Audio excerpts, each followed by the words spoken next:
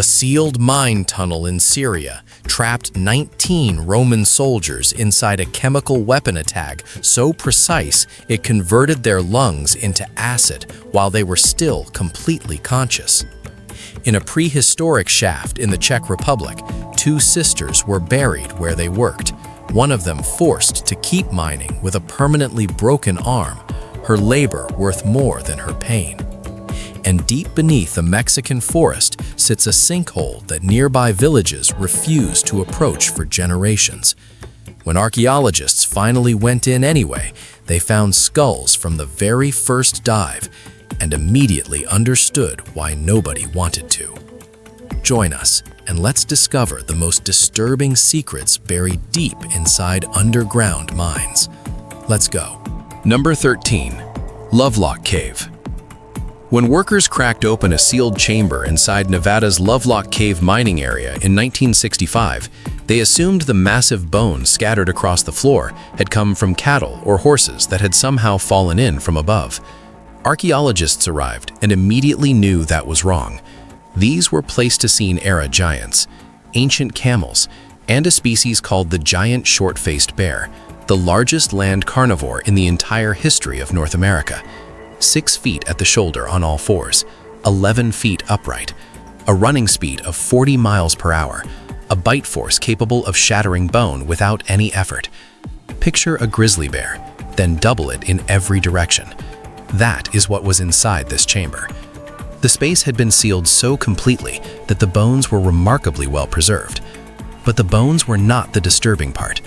The disturbing part was what was on the wall surrounding them. Claw marks. Deep, carved gouges scraped directly into solid stone. These animals had not fallen in. They had been trapped inside that chamber while they were still alive.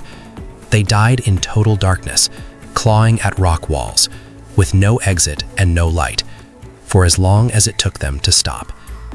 Early humans arriving in North America would have encountered this animal not as a skeleton in a museum, but as a living predator, actively capable of running them down, killing them instantly, and consuming them entirely. In that sealed Nevada chamber, one of those animals spent its final hours doing exactly what every trapped creature does when it finally understands there is no way out. It kept trying. The marks are still in the rock today. Number 12. Minnesota Iron Mine. In 1974, a mine safety crew entered an abandoned iron mine in Minnesota that had been completely shut down since the 1930s. Every entrance had been fitted with heavy steel grates, all of them locked and secured by the state before the team went in. The inspectors checked each one personally, all secured. 600 feet underground, about the height of a 60-story building stacked straight down into the earth, one of the inspectors looked down and stopped walking. There were shoe prints in the dust covering the tunnel floor, fresh ones. The edges were clean and sharp enough that there was no question about their age.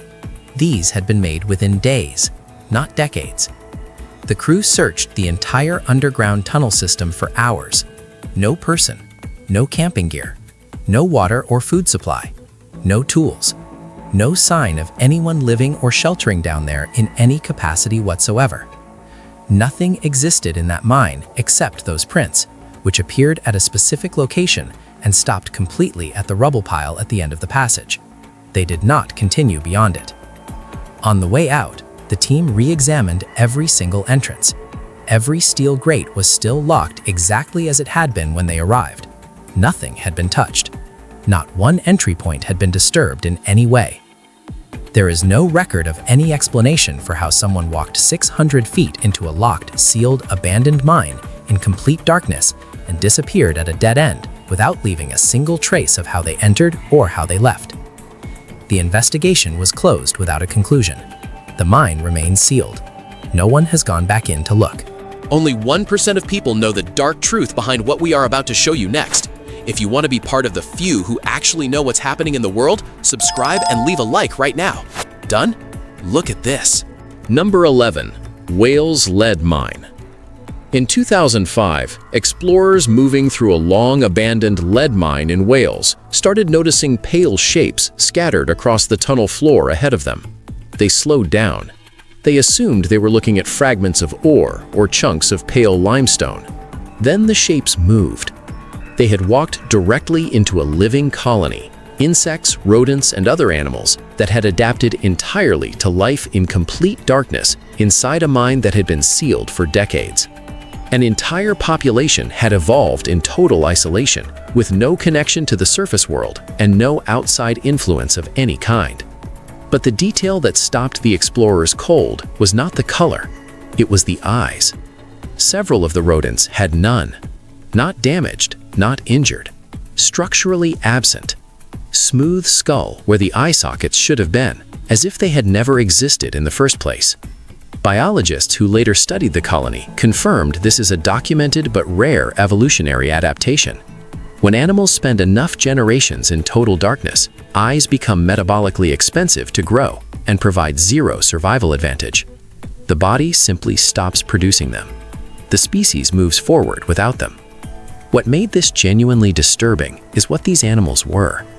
They were mammals. Warm-blooded creatures closely related to the animals living in your walls, your fields, and your cupboards right now. Moving through absolute darkness with complete confidence inside a space where they had no concept that anything else existed. The explorers who found them said it forced them to reconsider everything that might be developing quietly inside every abandoned place that humans seal up and walk away from. Number 10. Berkeley Pit. The Berkeley Pit in Butte, Montana is one of the most toxic environments in the United States. A former copper mine, a mile long, 1,800 feet deep. Since the pumps were switched off in 1982, it has been filling slowly with water, so acidic and so saturated with dissolved heavy metals that it can destroy flesh on contact. The federal government classified it as a Superfund site, meaning it is so contaminated that federal intervention is legally required just to manage its continued existence. In 1995, a flock of 342 snow geese landed on the surface during migration.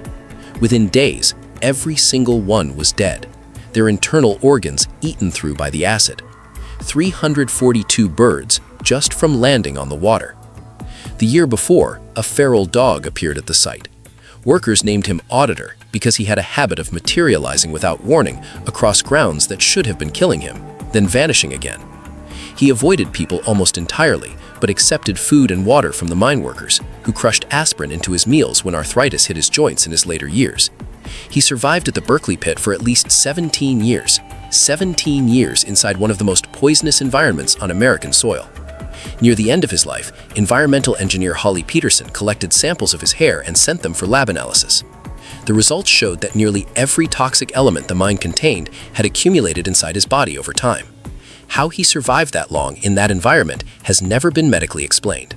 He eventually died there, of old age. Number 9. Falun Mine. In 1719, miners draining a flooded and long-abandoned tunnel at Sweden's Falun mine pulled something out of the water that stopped everyone in the operation cold. It had been submerged for 42 years. The clothes were intact. The face was fully recognizable. The hands looked as though the man had only recently stopped moving.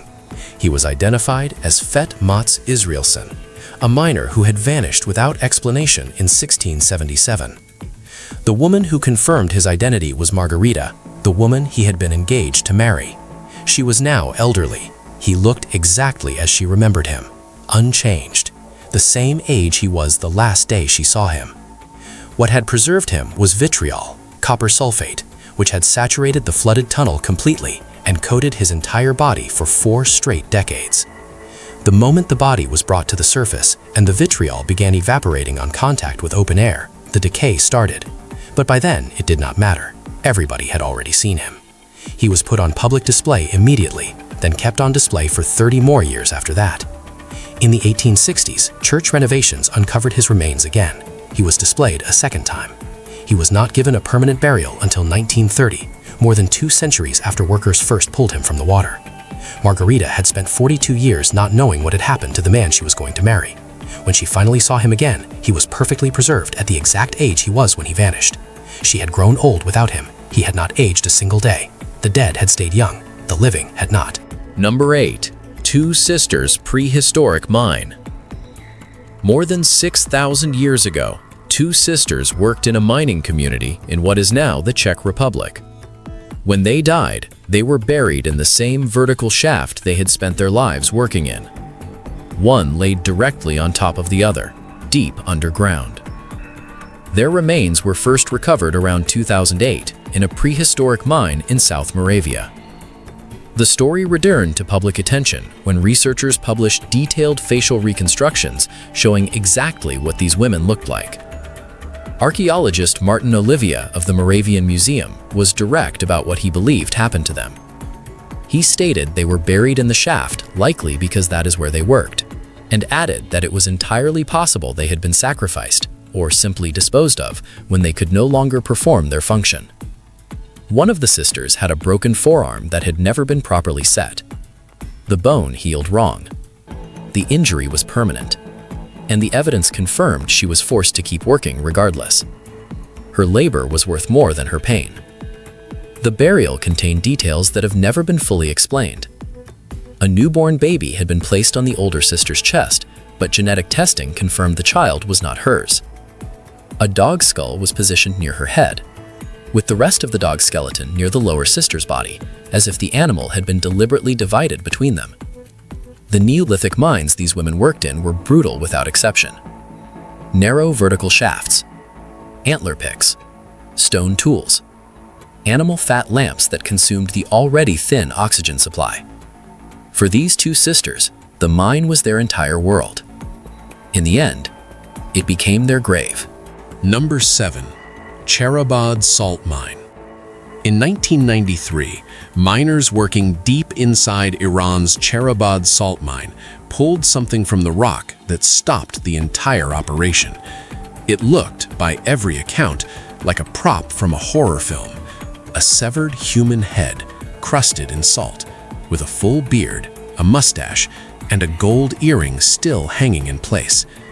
This was the first of what would become known as the Salt Men of Iran, a collection of naturally mummified bodies preserved not through any deliberate process, but simply because salt does to human flesh what nothing else on Earth can replicate. These were miners who died in the tunnels, most during cave-ins, and the salt sealed them exactly as they fell.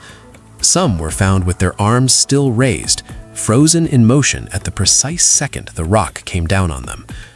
The most disturbing of all is Salt Man number 4, a teenage boy.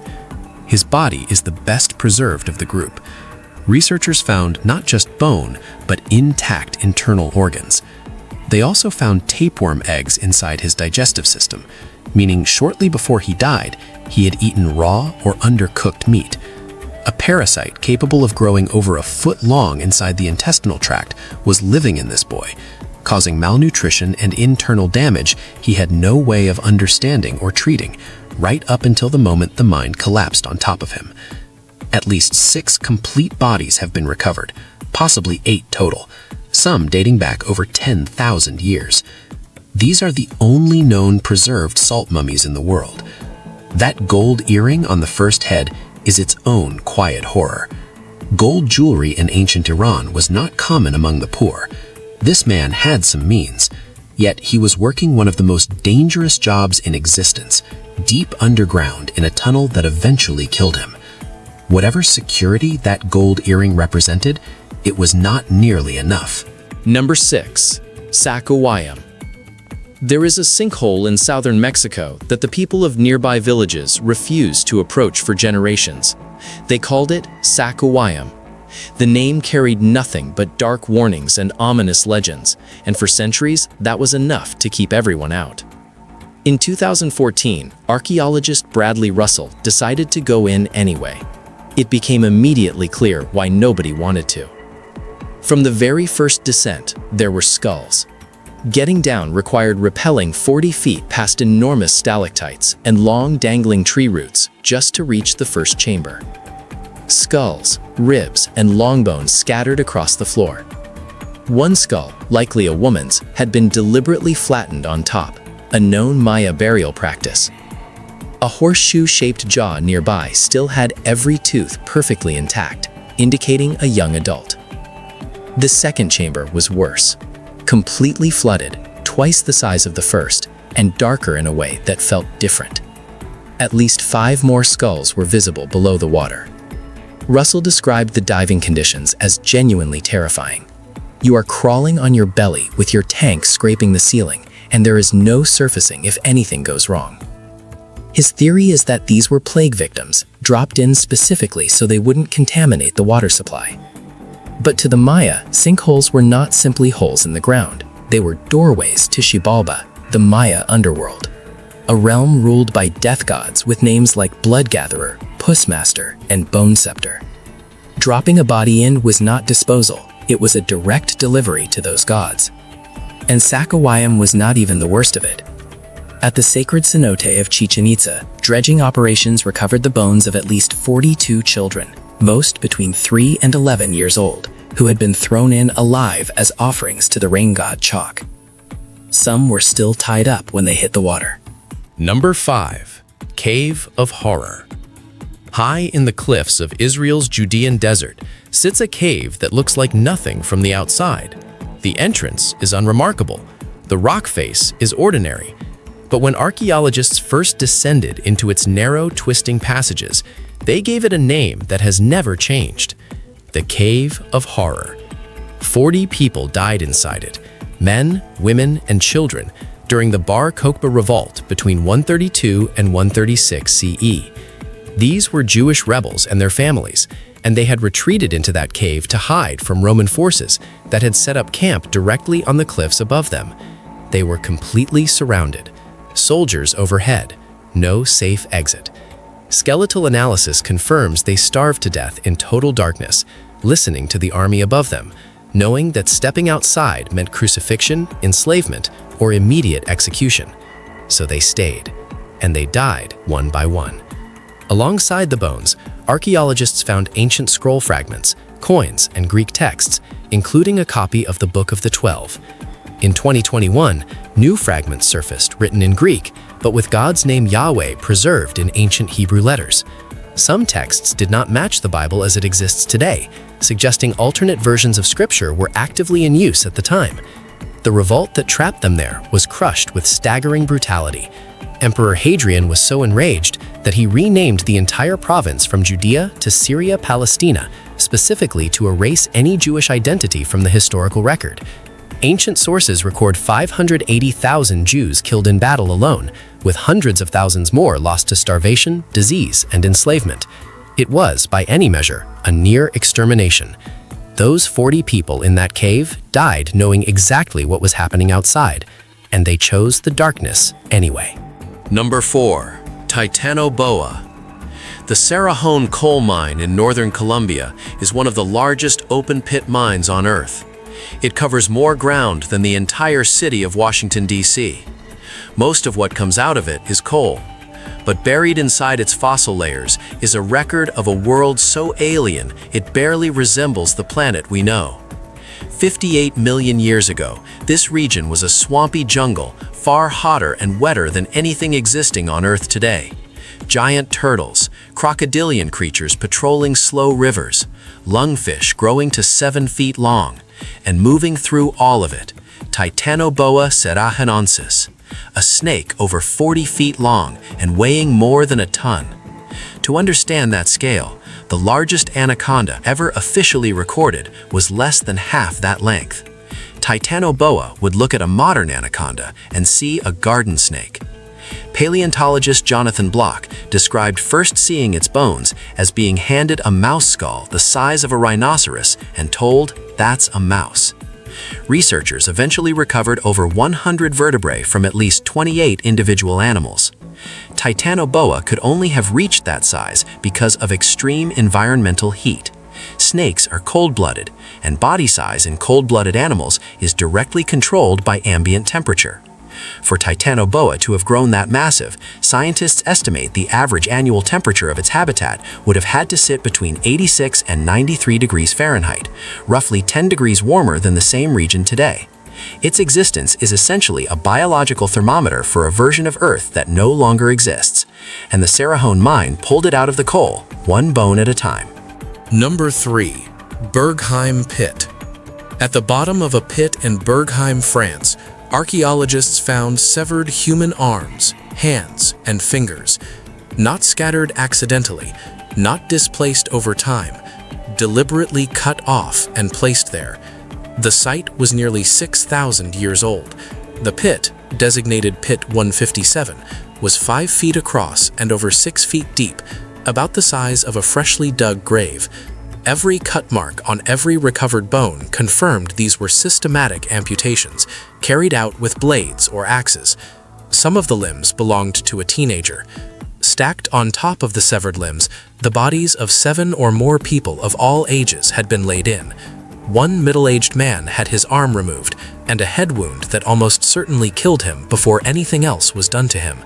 Archaeologist Fanny Chanal of the University of Strasbourg described the pit as the witness of a very violent event, which is an extremely controlled way of describing what the evidence actually shows.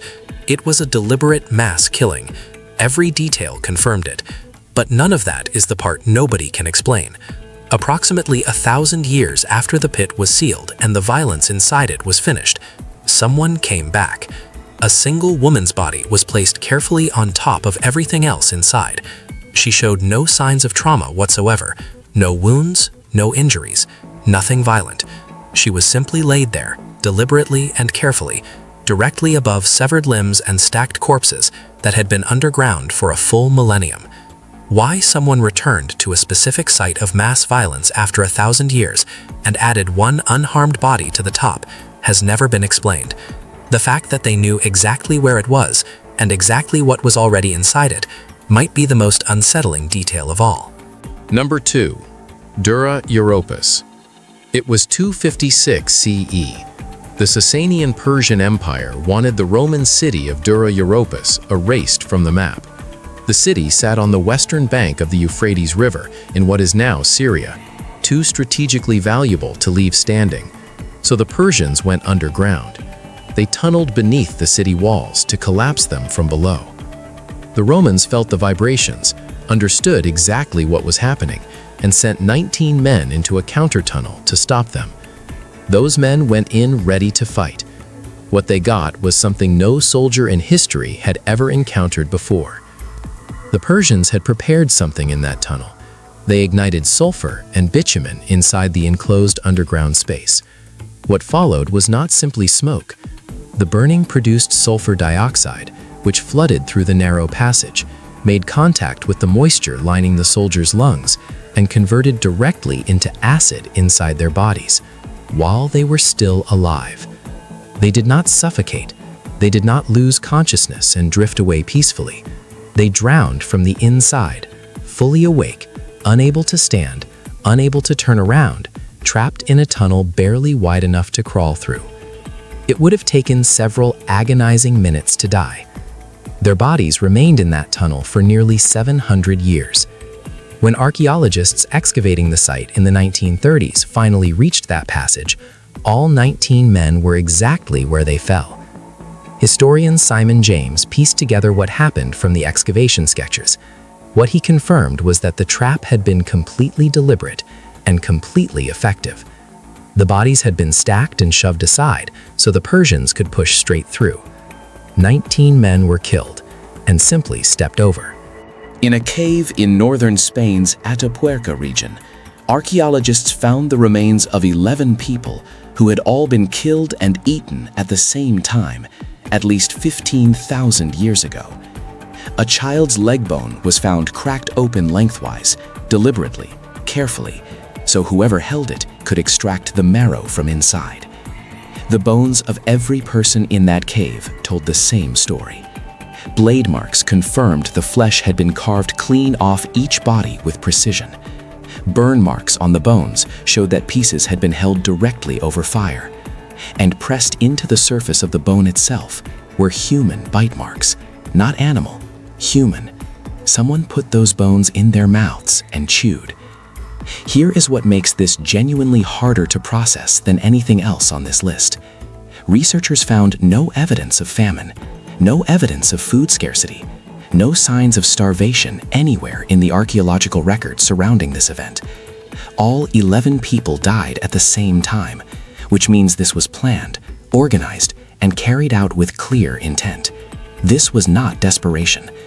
The leading theory is that these were enemies, captured, killed, and consumed not merely to feed the living, but to obliterate the dead entirely. In certain ancient belief systems, consuming someone completely meant they could never exist in any form again. Not here, not anywhere, not in any afterlife.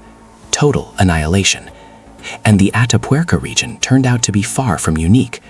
A 2017 study confirmed this was not a rare aberration across prehistoric Europe. Entire communities practiced systematic ritual cannibalism as a normal part of life.